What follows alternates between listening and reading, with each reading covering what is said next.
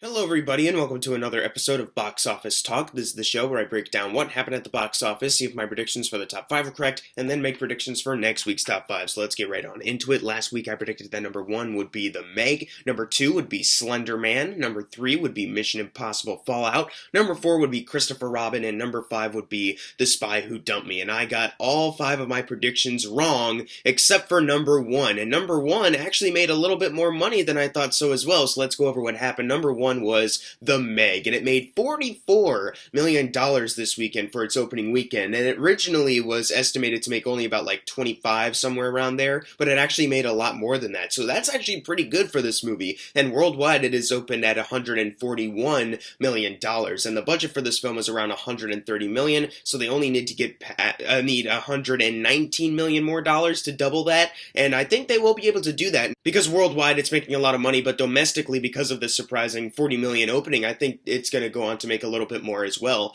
And I'm not sure how big the staying power is, but considering the coming weeks in August, I think The Meg actually will have the potential to make a lot more than we might think. And that's actually pretty good for this movie. It's not like it's amazing or anything, but it is a very fun movie, a very fun guilty pleasure, and I'm glad that people have been able to go out and see it. Number 2 is Mission Impossible Fallout, which made $20 million, adding to a domestic total of $161 million, and it did surpass Mission Impossible 3 recently, and it's only $19 million away from outgrossing the first Mission Impossible, so that's pretty good, and worldwide it is sitting at $437 million, not only $63 million away from $500 million worldwide, but $20 million away from outgrossing the first movie worldwide, so this movie is still rising in the ranks of the other Mission Impossible entries, so I'm wondering, at the end of its domestic run, I'm wondering where it'll place, if it's going to be like the highest grossing one, or if it'll be the lowest grossing one. I think that this movie might have a chance to be the highest grossing one, but only time will tell with that. Number 3 is Christopher Robin, which made $12 million this weekend, adding to a domestic total of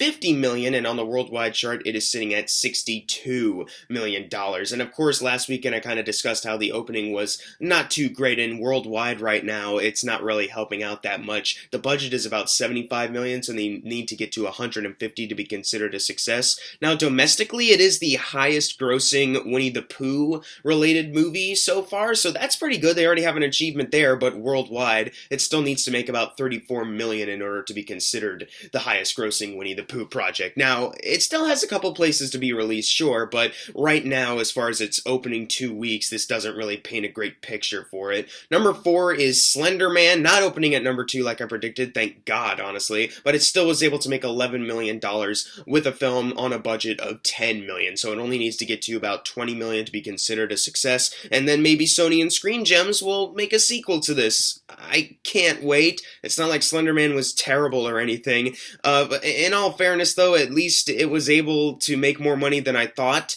considering this film is like 6 years too late, but good job. Moving on to number 5, which is BlacKkKlansman, which made $10 million this weekend, only on a budget of $15 million, so it's already almost there. It needs $20 million more to double that $15 million budget, and as much as I enjoyed The Meg this weekend, honestly, I would have rather more people go out and see BlacKkKlansman. My review will come out tomorrow, but wow, this is quite a film. I loved it a lot. Review coming soon. Number 6, The Spy Who Dumped Me, making $6 million, adding to a domestic total of $24 million. It still has $16 million to go until it surpasses its initial production budget of $40 million, but on the worldwide chart, it also still needs a little bit of money. It made $31 million, so it's not even close to the $40 million right now, and it still needs to get to the $80 million doubling point. And I'm sure a lot of people in Hollywood want to make Mila Kunis a thing after the Bad Moms movies did very well. They want to keep pushing her as an actress, like comedic actress, but I don't know if this project was the right one, because it's not really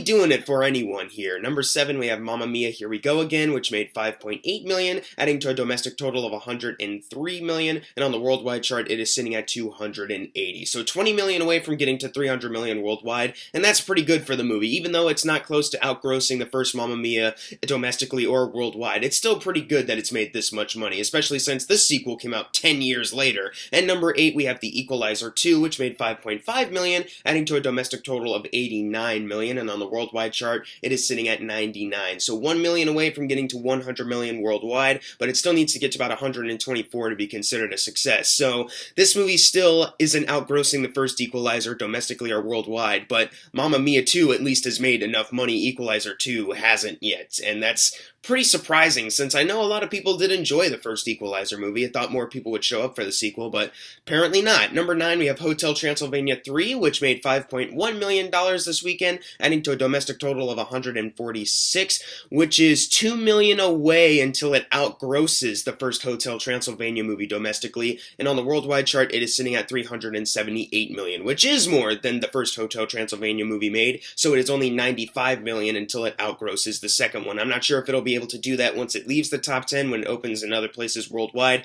but I'm just glad that maybe the Hotel Transylvania movies have ended in a good spot. At least I hope this is the last Hotel Transylvania movie. And finally, closing out the video, number 10, Ant-Man and the Wasp, making $4 million, adding to a domestic total of $203 million, and on the worldwide chart, it is sitting at $448 million. So it's $3 million away until it outgrosses Thor: The Dark World domestically in the MCU rankings, and worldwide it is $1 million away until it outgrosses Thor, but then also $70 million away until it outgrosses Ant-Man 1. So, as far as the sequel goes, I'm sure they wanted a bigger hit out of Ant-Man and the Wasp, and domestically, yeah, it made more, but worldwide it kind of did fall behind, so I'm not really sure about the future of Ant-Man, but hey, it still made a lot of money, so I don't really see how they can really complain about that. Now it's time for the fun part, the predictions for next week's top 5. Number 1, I think, will be The Meg. I think that movie will actually hold over very well. And then I think number 2 will be Mile 22. Number 3, Crazy Rich Asians. Number 4, Mission Impossible Fallout. And number 5, Christopher Robin. But what are your predictions for next week's top 5? Leave it in the comments below. And if you got your predictions right for this week, you're going to get a shout out right now. Unless you didn't get it right, then I'm sorry. And as always, thank you guys for watching. Make sure to subscribe. I'm Jackson Fulcher. See you guys next time.